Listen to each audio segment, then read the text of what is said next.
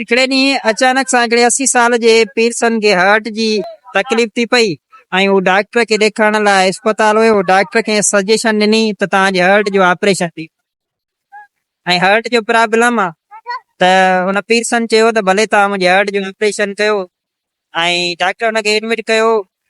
नशो ॾेई हुनजे हार्ट जो ऑपरेशन कयईं ऐं 3 ॾींहंनि खां पोइ जॾहिं हुनखे होश आयो त हुनखे अस्पताल जो मजमूई तौर ते जेको ऑपरेशन आहे या मेडिसन आहे हुनजो बिल कढियो वियो 8 लख रुपया हुयो। त उहो पीरसन रोअण लॻो डॉक्टर ॾे ॾिसी। डॉक्टर खेसि चयो त जेकॾहिं तव्हां हीउ बिल अफोर्ड नथा करे सघो त असां हिन में कुझु कमी आणे सघूं था। त हुन पीरसन मुस्कुराए डॉक्टर खे चयो त मां हिन लाइ नथो रहां त 8 लख रुपया बिल आयो आहे, तव्हां 8 लख रुपया बिल कढो आहे त मां अफोर्ड करे वञा, पर मां हिन लाइ सोचां थो त जंहिं असांखे पैदा कयो आहे, जंहिं मूंखे पैदा कयो आहे, हुन 80 साल मुंहिंजे दिलि जी हिफ़ाज़त कई आहे, पर मूं ॾे बिल त रुपियो बि न आयो आहे। तव्हां सिर्फ़ु 3 ॾींहंनि जा 8 लख रुपया कढिया।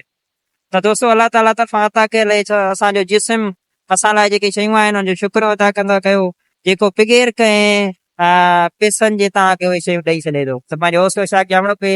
अॼु जे हिन वीडियो ते ॾींदा इजाज़त, वरी कंहिं नएं वीडियो सां गॾु तव्हांजी ख़िदमत में हाज़िर थींदासीं। थैंक यू, अलाह हाफ़िज़।